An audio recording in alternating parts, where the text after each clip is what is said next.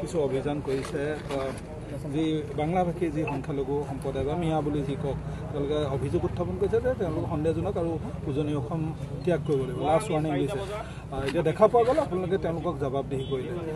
কাৰণটো কি কিয় কৰিবলগীয়া কি এইটো এটা হাঁহি উঠিছে কথাটো যে সংবিধানৰ ঊৰ্ধত কোন আইনৰ ঊৰ্ধত কোন যদি আইনৰ ঊৰ্ধত কোনোবা আছে বা সংবিধানৰ ঊৰ্ধত যদি কোনোবা আছে আমি নাজানো প্ৰথম দেখিছোঁ নগাঁৱৰ পৰা মানুহ শিৱসাগৰত আহি শিৱসাগৰত ভাড়া কৰি থাকিব নোৱাৰিব কিবা আচৰিত কথা গতিকে ইয়াত যদি কোনোবাই কয় যে শিৱসাগৰ খালী কৰি দিব লাগিব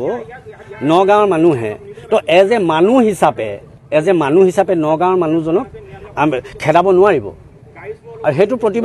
সেইটো প্ৰতিবাদ আমি সদায় কৰিম যে সি যোনেই হওক সি যোন সংগঠনেই হওক আজি অপেনলি মই আপোনালোকক সংবাদ মাধ্যমৰ আগত কৈছোঁ শিৱসাগৰত নগাঁৱৰ মানুহ নট মিয়া নগাঁৱৰ মানুহক শিৱসাগৰত খেদিব নোৱাৰিব যদি শিৱসাগৰৰ মানুহ নগাঁৱত থাকিব পাৰিব নাই তেনেহ'লে ইয়াত খিলঞ্জীয়া অখিলঞ্জীয়া বুলি কথা নাই নহয় যদি অখিলঞ্জীয়া হয় তেন্তে বাহিৰৰ যিখিনি অনা অসমীয়া সেইখিনি কেনেকৈ বেপাৰ কৰি আছে ইয়াত সৌ সিদিনা দেখোন আমাৰ পাঞ্জাৱ প্লেয়াৰগৰাকীক যিগৰাকীক ৰাস্তাৰ মাজত মাৰোৱাৰী সম্প্ৰদায়ৰ ব্যক্তিয়ে তেখেতক শালীনতা নষ্ট কৰিলে তাৰপাছত মাফ খুজিলে সিমানতে ক্ষান্ত কিন্তু তেনেহ'লে সেই মাৰোৱাৰী সম্প্ৰদায়খিনিক কোনোবা খেদাবলৈ দম আছে নেকি মানে এই মিয়াখিনি দুখীয়া মানুহ খাটি খোৱা মানুহ সেইটো কাৰণে মানে হাঁহৰ ওপৰত শিয়াল ৰজা বাগি পৰা গছ হালি পৰা গছত বাগি কুঠাৰ মৰা তো এনেকুৱা চাওক আমি থকালৈকে একদম চিধাৰ কথা আমি থকালৈকে এইবিলাক ভণ্ডামি সহ্য নকৰিম কোনোবা মানুহ নগাঁৱৰ পৰা আহিছে ইয়াত ভাড়া কৰি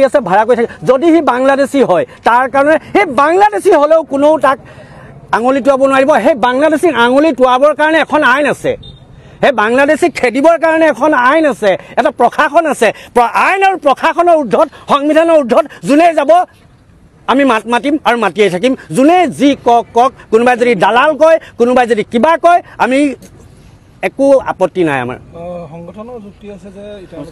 জাতিৰ হকে বা অসমীয়া জাতিৰ অস্তিত্ব হকে এনেধৰণৰ কৰাটো প্ৰয়োজনীয় হৈ পৰিছে বুলি কৈছে যাৰ বাবে উজনি অসমে এনে মানুহৰ বিতৰণৰ ব্যৱস্থা বা নিষিদ্ধকৰণৰ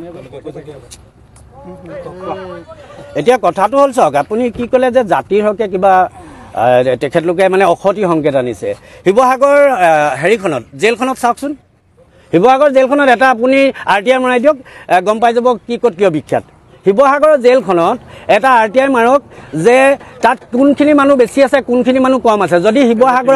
শিৱসাগৰত যদি এই মিয়া মানুহখিনিয়ে ইমানেই